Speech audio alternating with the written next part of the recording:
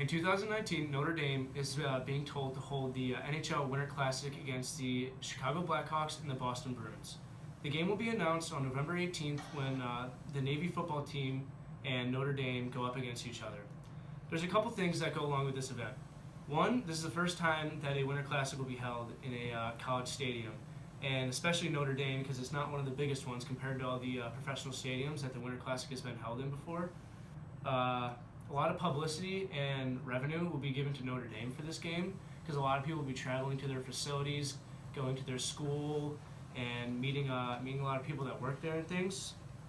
And the first Winter Classic was held in 2008 against the Sabres and the Penguins, and that was like the turning point for what would come to the next years. Chicago has been in almost every Winter Classic. This is the first time that they won't be in one this upcoming year since 2013. This year will be against the Rangers and the Sabres. That will be held in Citi Field. And the Winter Classic is just a really good event that the NHL holds every New Year's Day, and it's really good for money, revenue, and to get publicity for the NHL and stadiums that they're held in.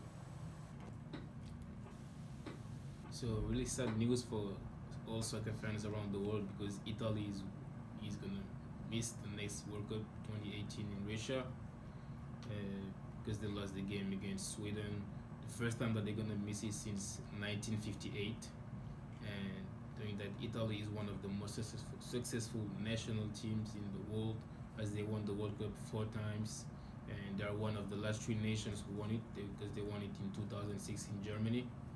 But not only Italy is gonna miss it, but Gianluigi Buffon, who is the goalkeeper, is one of the legendary players because he was gonna be the player who played the most World Cup, 6, but now he's just gonna retire and stop at 5. It's a sad day in Italy as they officially have not made it to the World Cup in Russia. Italy has appeared at the finals of every World Cup since 1958. On Monday, November 13th, Italy played Sweden, and unfortunately they lost. The win for Sweden secured them a spot in the 2018 games. This is a tough loss for Italy and the entire nation as they've now officially lost their streak of 14 consecutive World Cup appearances. So the NHL just recently hosted the Global Series game in Stockholm, Sweden this past weekend, and it was with the Ottawa Senators and the Colorado Avalanche. An interesting fact is that Swedish-born players represent the largest population of non-North American-born players in the NHL. So there's a lot of hockey in Sweden. The commissioner of the NHL, Bill Daly, said that the demand in Sweden for NHL games is just growing, and this past weekend was the best they've ever had there. And there's a very big connection between the league and Swedish hockey.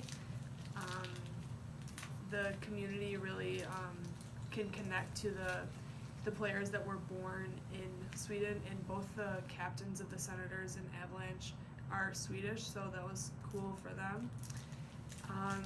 And the NHL actually brought in some former players that are Swedish, and they thought that the event was a great idea, and it's helping the NHL grow. And it's different for Swedish fans because usually they just watch the Swedish league, which is obviously very different than the NHL. And that doesn't mean that the people there don't know about the NHL. It's just sometimes the games don't start until 1 in the morning, so it's kind of harder to keep up with them. Alright, so how are the games different in Sweden than in China? Well, it's different because Sweden already has a fan base in hockey. It's a very popular sport there, and in China, they're just starting out. They're building rinks, and there's still not a lot of fans there, but it's a growing sport, obviously, and so Sweden is already more established in hockey. Okay, so leading up to last Sunday, there was a NFL boycott page on Facebook that had more than 200,000 fans. It was leading up to Veterans Day or weekend, I should say. So last Sunday, they said they were going to boycott the NFL and not have fans go to some games around the country. This goes back to the protest, obviously, of the players kneeling, and fans just said they wouldn't tolerate this, and they said they were going to do something about it. So, you think that the boycott was successful or not? No, it really wasn't, as fans pretty much still showed up to the game, but I do know that TV ratings were down again this week, so nothing's changing there. They keep going down, so I think until the problem's solved of the protest, I don't think we will see any difference. Okay, so what's going on with the NFL right now? Okay, so Jerry Jones and Roger Goodell are having a little bit of a disagreement over Goodell's contract extension. Says Jerry Jones has threatened to sue the NFL because he hasn't had enough information of Goodell's extension. Says that him and all the rest of the owners of the NFL, of each team, should be able to know what his contract, states out or what it's about. I think him saying he's going to sue the NFL, I think could be over Zeke Elliott not being able to play anymore.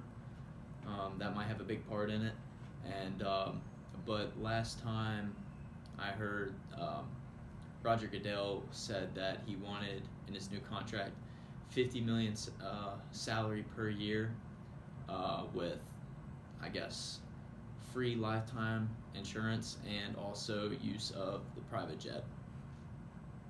But we begin with a story in the New York Times. Reportedly, Jerry Jones is threatening to sue the NFL to block the proposed contract extension for Roger Goodell.